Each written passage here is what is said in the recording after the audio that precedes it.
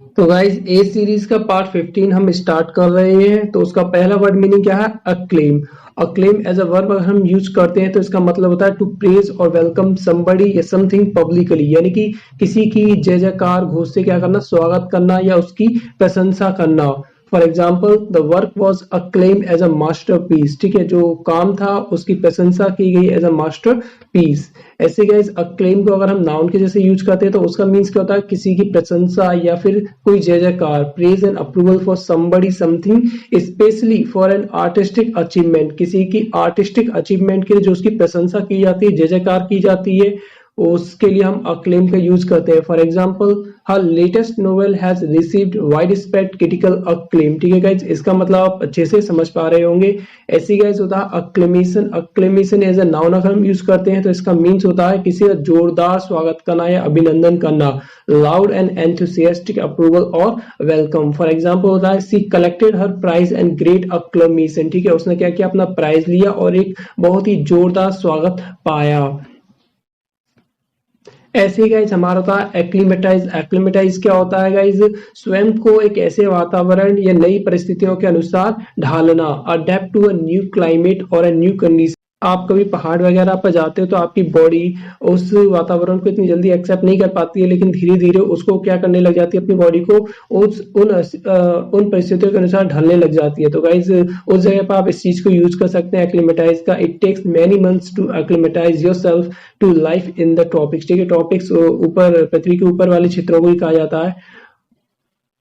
ऐसे गाइज इनका noun adjective आप यूज कर सकते हैं एक्लिमेटाइजेशन एंड एक्लिमेटाइज्ड।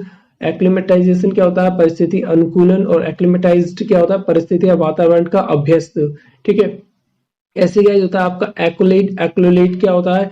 प्रेज और an award for an achievement that people admire. किसी उपलब्धि पर समाज से मिलने वाली प्रशंसा, यानी कि आपने कोई उपलब्धि हासिल की है और उसके लिए लोग आपको क्या करते हैं, आपकी प्रशंसा करते हैं।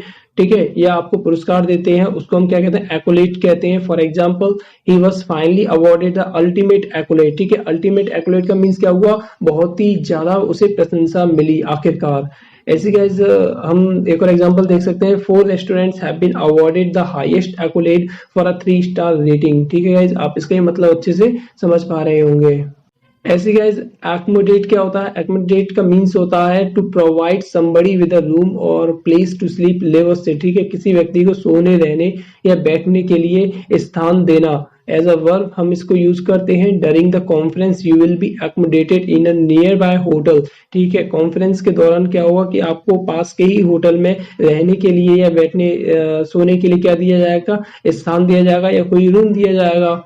ऐसे गाइज हम दूसरा इसको देख सकते हैं to provide enough space for somebody या समथिंग, यानी कि किसी भी चीज के लिए, किसी भी व्यक्ति के लिए एक पर्याप्त स्थान प्रोवाइड कराना। For example the garage can accommodate 3 cars. ठीक है, गैराज में क्या हो सकती है? 3 कार आ सकती है। 3 कार के लिए क्या है? स्पेस है। ऐसे गाइस तीसरा हम इसका देख सकते हैं to change your behaviour so that you can deal with the new situation better, यानी कि किसी नई सिचुएशन को अच्छी तरीके से संभालने के लिए आप अपने तरीके में जो बदलाव लाते हो, ठीक है, उसके लिए भी आज एकोमोडेट का यूज कर सकते हैं। फॉर एग्जांपल है I needed to accommodate to the new schedule. ठीक है, नई शेड्यूल के लिए क्या करना होगा? मुझे चेंज होना पड़ेगा। ऐसी गाइस अगर फोर्थ हम देखते हैं to consider something such as somebody's opinion or fact and be influenced by it when you are deciding what to do or explaining something. किसी की बातों को या किसी के विचारों को क्या करना? ध्यान में रखना और उनसे प्रभावित होना। ठीक है, जब आप किसी चीज पर निश्चय कर रहे हो या फिर कोई चीज बता रहे हो तो किसी की बातों को ध्यान में रखना, उससे समायोजित करके रखना। ठीक है, तो उसके लिए भी हम एकोमोडेट का ही यूज करते हैं। For example our proposal tries to accommodate the special needs of minority groups. तो हमारे जो प्रपोजल्स थे, यानी हमने किसी के सामने अपने प्रपोजल्स रखे होंगे, प्रस्ताव जिन्हें हम कह सकते हैं रखे होंगे, तो उसमें हमने किसका ध्यान रखा है? माइनॉरिटी ग्रुप्स के जो स्पेशल नीड्स, उनकी जरूरतें होती हैं, उनका हमने ध्यान रखा है। ऐसे गाइस फिफ्थ हम देख सकते हैं इसमें to help somebody by doing what they want.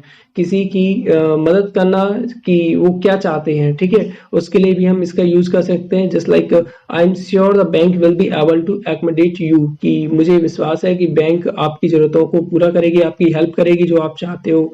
ठीक है गाइज, ऐसे गाइस होता है एक्मोडेटिंग, ऐसे एडजेक्टिव आप यूज करते हो किसी भी व्यक्ति को सहायता देने को तैयार या फिर कोई भी जो मिलनसार होता है। For example, I found the officials extremely accommodating to foreign visitors. तो क्या हुआ, मुझे वो ऑफिशियल्स मिले, वे ऑफिशियल अधिकारी वगैरह मिले, ठीक है, जो फॉरेन विजिटर्स की सहायता देने को तैयार रहते हैं, बहुत ही ज्यादा मिलनसार होते हैं किसके प्रति, फॉरेन विजिटर्स के। ऐसे ही जो होता है एक्मोडेशन, एक्मोडेशन एक नाउन होता है। अगर हम देखें तो क्या होता है, आप place where someone may live और स्टे, एक ऐसी जगह जहां पर कोई व्यक्ति रहता है या ठहरता है उसे एक्मोडेशन कहते हैं। For example, we lived in rented accommodation before buying this house. तो इस घर को खरीदने से पहले हम एक किराए के मकान में रह रहे थे, ठीक है। एक्मोडेशन मतलब एक मकान के लिए यूज किया गया जिस जगह पर आप रह रहे थे या रह रहे हो। पर गाइज एक बात आपको ध्यान में रखनी है कि ब्रिटिश इंग्लिश में क्या होता है कि एक्मोडेशन अनकाउंटेबल होता है, अनकाउंटेबल नाउन होता है, इसलिए आप इसका यूज इस तरीके से नहीं कर सकते। I will help you find an accommodation, यानी कि मैं आपके लिए एक ऐसी जगह ढूंढने में मदद करूंगा जहां पर आप रह सको, ठीक है। तो एन एक्मोडेशन आप इसको गिन नहीं सकते, इसलिए मतलब ब्रिटिश इंग्लिश में अनकाउंटेबल होता है, इसलिए आप इसका इस तरीके से यूज नहीं कर सकते। इसके बजाय आप ऐसे बोल सकते हैं, I will help you to find somewhere to live, ठीक है, मैं आपको कहीं पे रहने के लिए मदद करूंगा, ठीक है। ऐसी गाइज आगे देखते हैं।